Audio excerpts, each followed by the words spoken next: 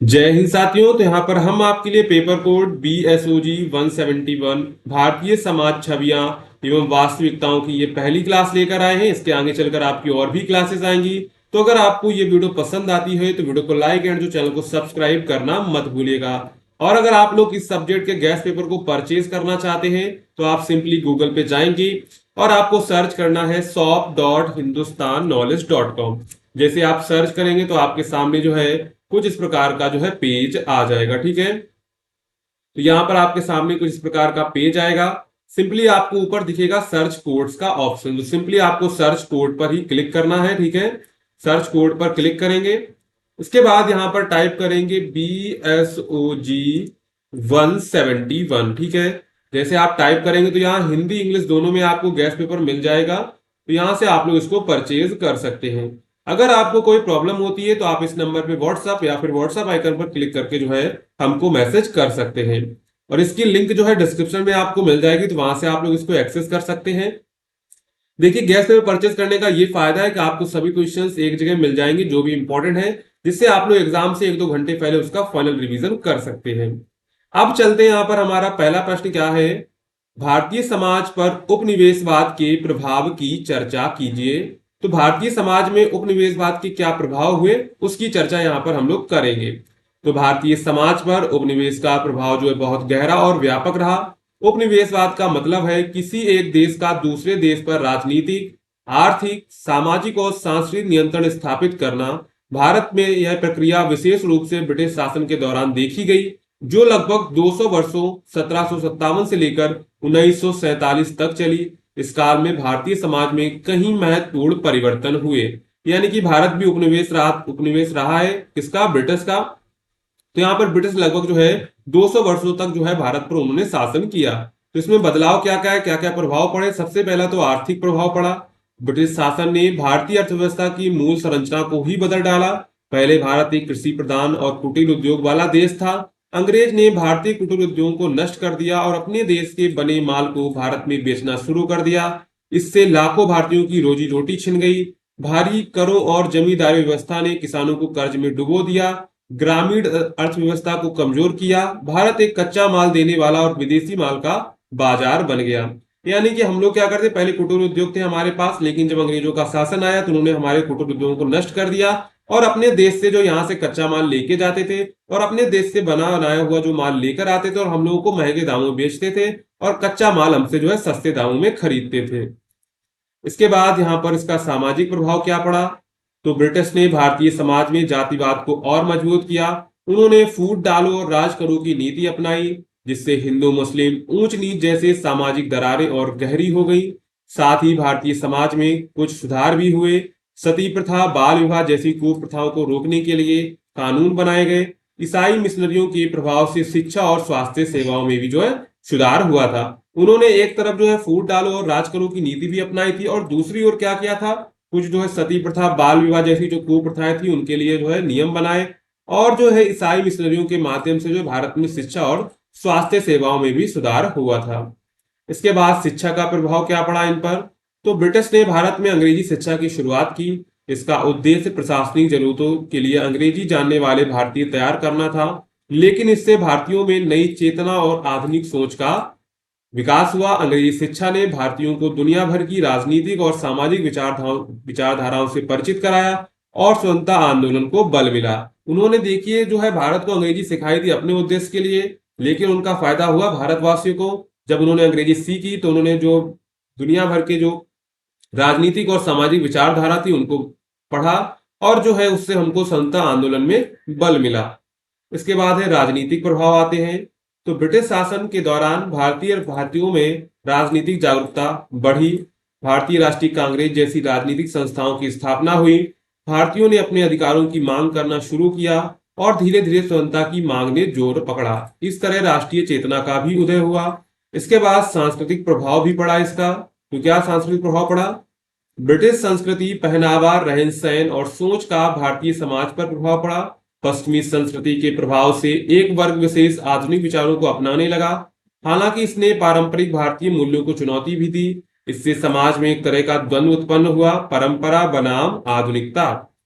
इसके बाद चलते हैं निष्कर्ष पर। तो भारतीय समाज पर उपनिवेशवाद का प्रभाव मिला जुला रहा। एक और जहां इसने सामाजिक कुरीतियों को समाप्त करने और आधुनिक शिक्षा व तकनीक को रास्ता खोला, वहीं दूसरी ओर आर्थिक शोषण भी किया, सामाजिक विभाजन किया और सांस्कृतिक में जो है दखल अंदाजी यानी कि बदलाव किए, ने भारतीय समाज के गहरे घाव भी दिए। उपनिवेशवाद ने भारत को नए युग में प्रवेश तो कराया, लेकिन उसकी कीमत उसे बहुत भारी चुकानी पड़ी।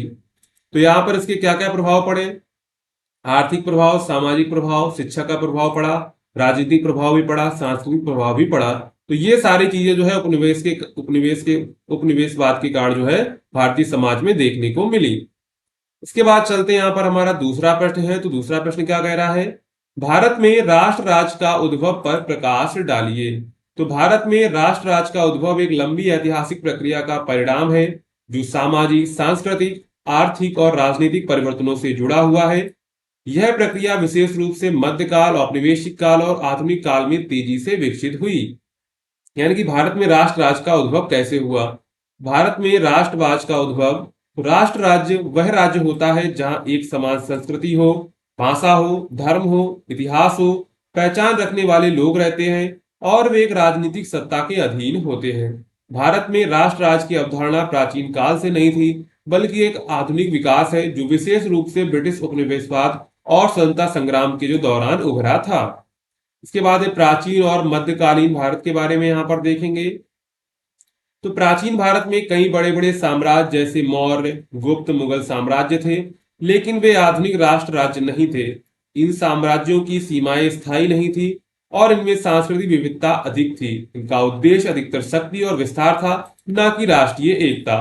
उस समय की राजनीतिक व्यवस्था राज्य के रूप में थी, परंतु वह राष्ट्र राज्य नहीं थी, क्योंकि जनता में राष्ट्र की सामूहिक पहचान की कोई भावना नहीं थी।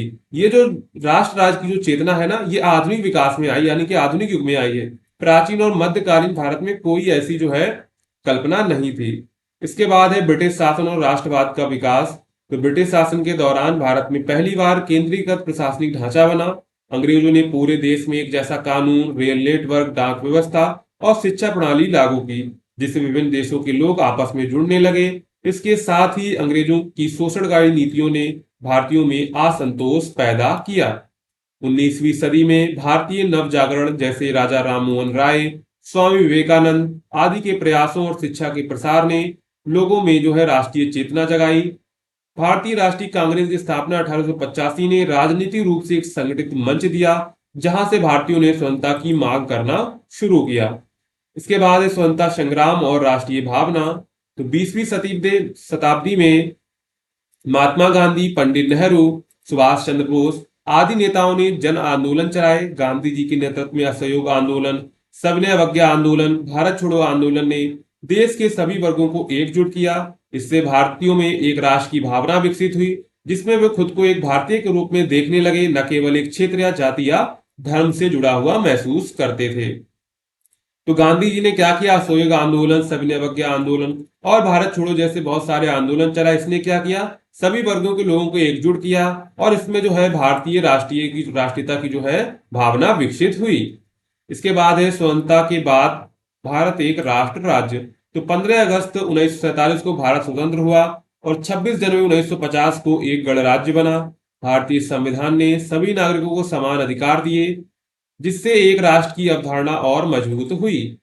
जब अब भारत एक लोकतांत्रिक, धर्मनिरपेक्ष और संप्रभु जो है राष्ट्र राज्य बन गया।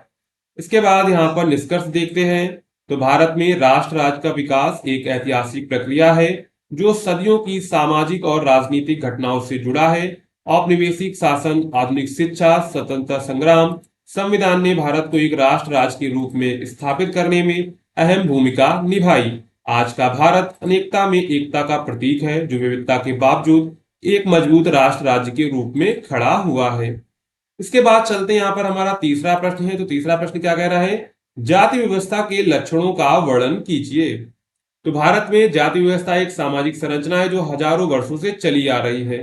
यह व्यवस्था समाज की विभिन्न जातियों में बांटती है और हर जाति के लिए विशेष कार्य और सामाजिक स्थिति निर्धारित करती है।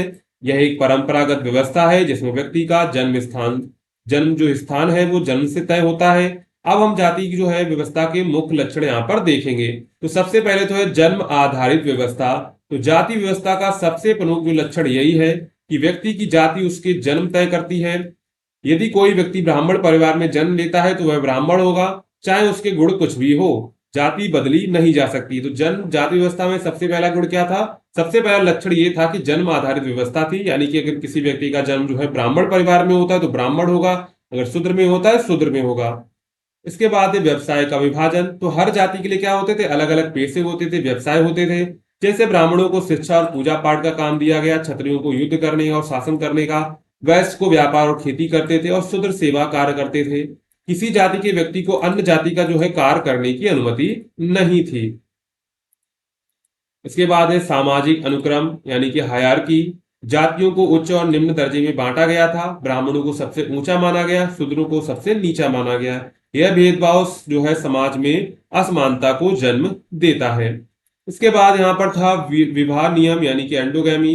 तो यह जाति व्यवस्था में विवाह केवल अपनी ही जाति के भीतर किया जा सकता था। एक जाति के व्यक्ति को दूसरी जाति में विवाह करने की अनुमति नहीं थी।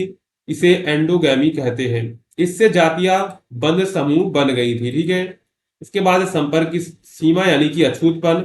निम्न जातियों विशेषकर शूद्रों और छूतों को उच्च जातियों से दूर रहना पड़ता था। उन्हें मंदिरों, कुओं और स्कूलों में प्रवेश की अनुमति नहीं थी। उनके साथ भेदभाव और अपमानजनक व्यवहार जो है किया जाता था। इसके बाद है सामाजिक गतिशीलता की कमी। जाति व्यवस्था में व्यक्ति की सामाजिक स्थिति स्थिर रहती थी। वह अपने जीवन में सामाजिक या आर्थिक स्थिति में कोई बड़ा बदलाव नहीं कर सकता था, क्योंकि जाति उसकी बदल नहीं सकती थी, क्योंकि जाति जन्म से तय होती थी और बदल नहीं सकती थी।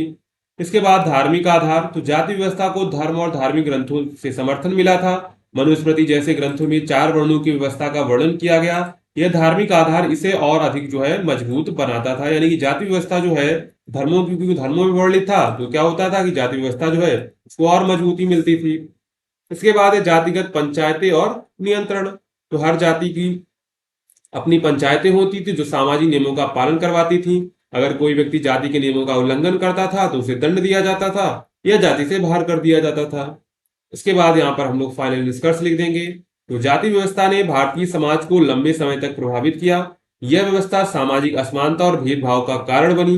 हालांकि आज के आधुनिक समाज में व्यवस्था कानूनी रूप से कमजोर हुई है, फिर भी इसके कुछ प्रभाव अब भी देखे जा सकते हैं। सरकार और समाज मिलकर जातिगत भेदभाव को समाप्त करने का प्रयास कर रहे हैं ताकि हर व्यक्ति को समान अधिकार मिल सके। तो यहाँ पर भी हमने टोटल 3 क्वेश्चंस को कवर कर लिया है। इसके बाद आगे और भी क्लासेस आएंगी तो उनमें और भी क्वेश्चंस को हम लोग कवर करेंगे। बस आपको करना क्या है, चैनल को सब्सक्राइब करना है एंड जो है वीडियो को लाइक करना है। ठीक है, मिलते हैं अगली क्लास में।